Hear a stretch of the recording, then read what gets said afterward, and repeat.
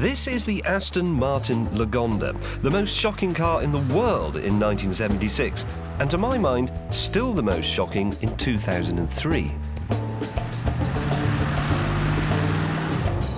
Have you read in the paper recently about the explorer Sir Ranulph Fiennes? He had a triple heart bypass operation, and then he went and ran 7 marathons. Madness. This car is Sir Ranulph Fiennes. It defies common sense in spectacular style. Back in the mid-70s, Aston Martin had just gone bust and been bailed out. So logically, they should have played safe with their next car. No silly risks. And then they did this.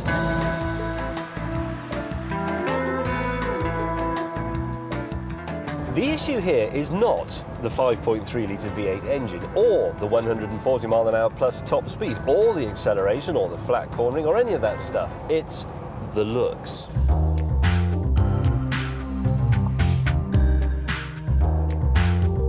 The man responsible for this car, one William Towns, locked himself away with a ruler and a pencil and designed it in just a month. He was obsessed with aerodynamics and wanted a very, very low nose. Now watch this. If I stand here, I'm looking down on the bonnet. Nothing remarkable about that. But if I do this, I'm still looking down on the bonnet. And this isn't a mid-engine supercar. This has got a whacking great V8 under the bonnet. It's a front-engine, 4-door luxury limousine. But if the exterior styling was daring, the interior was downright reckless. More blinking LEDs than a Casio factory.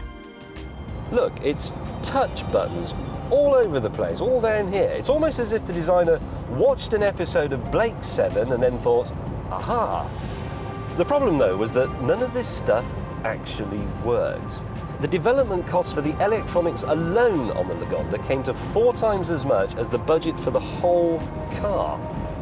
And when the first Lagonda was delivered, it was over a year late and completely undrivable, and all because the electronics had failed.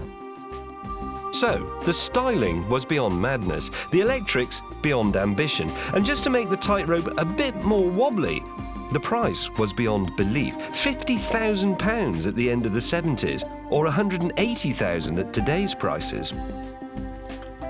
And did Aston Martin's boldness pay off? No. In 12 years, they made just 645. What a shame. But their loss is our gain, because today you can get a working example of this, the world's most outrageous car, for £15,000. Now that's a risk worth taking. James, at 15,000, that is a lot of car, you've got to admit. Another 15,000 to fill it up, probably. Yeah, that's a bit of a worry. And those electrics, when they go wrong. Yeah. Well, it could be 15,000, I suppose. Yeah, and the engine, if that goes wrong. Yeah, it's an Aston Martin engine. You're probably looking at 15,000. Yeah, it's a stupid idea, isn't it, really? Yeah.